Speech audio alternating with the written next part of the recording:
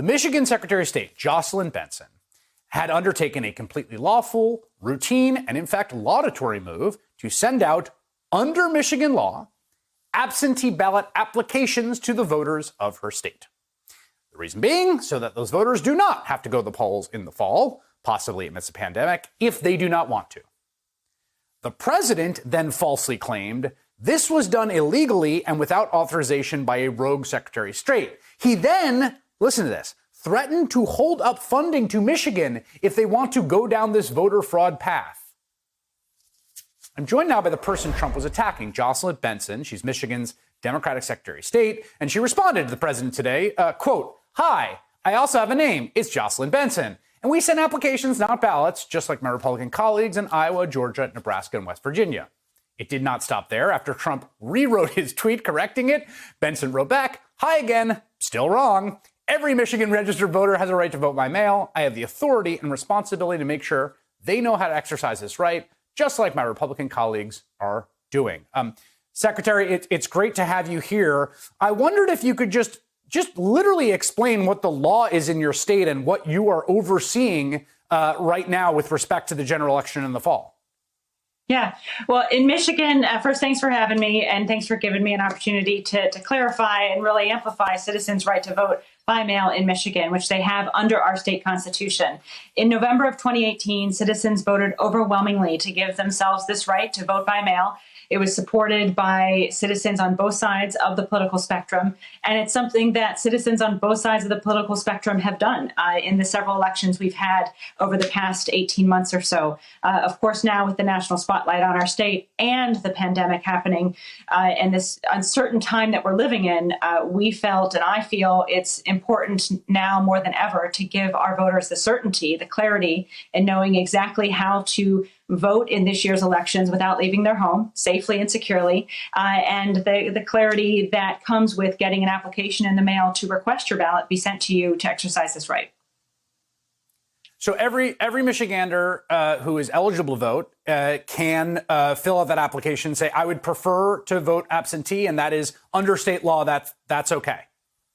Yep, they actually have a right under our state constitution to vote by mail.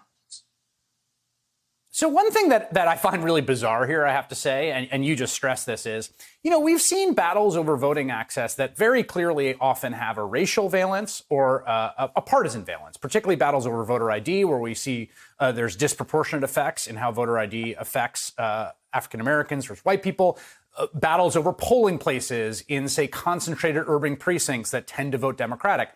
This is not like that. I mean, as far as I can tell, there's no partisan valence to absentee voting. Like, my understanding of the research is that there's just a lot of people who want to do it, particularly senior citizens, particularly in the midst of a pandemic. I don't even quite get it as a political play.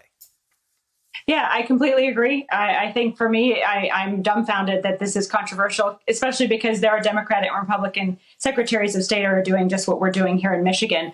But to me, it's also a reflection of what will be happening in our state in the months ahead, which is an effort to misinform and confuse voters about their rights in this state. We see it happening nationally. We've seen it happening in various different forms. And we anticipate this is going to just escalate in the months ahead. So my responsibility is also to try to cut through that misinformation, that chaos, that confusion, and just clearly state to all of our voters, regardless of who you're voting for, these are your choices. This is how you can vote this year, and give them, again, that certainty that they'll have that right to vote. It will be protected. And I'll fight for everyone, regardless of how they're voting, to ensure their voices are heard. I don't want to give too much credence to insane and unsupported accusations the president makes because they're insane and unsupported. My read of the data is that there's no data to support there's any widespread fraud in absentee balloting or absentee voting. Are you confident that you have the systems in place to administer a free and fair election, no matter how many people choose to vote in person or absentee?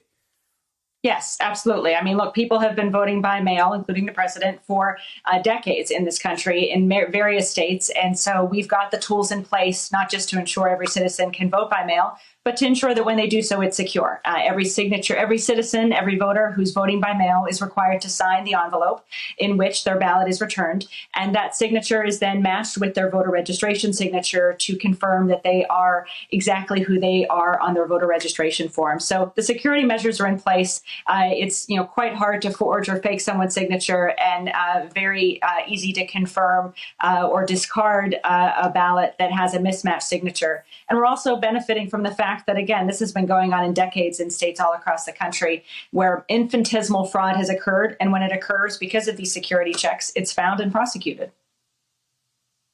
Yeah, I have to point out that the most notable and egregious example of absentee voter fraud that's happened in this country was a Republican operative essentially cheating on behalf of the Republican candidate in North Carolina, something that we covered, but also was sniffed out and obvious. Michigan Secretary of State Jocelyn Benson, who seems like she is quite on top of the situation there. Thank you for sharing some time tonight. Thanks for having me.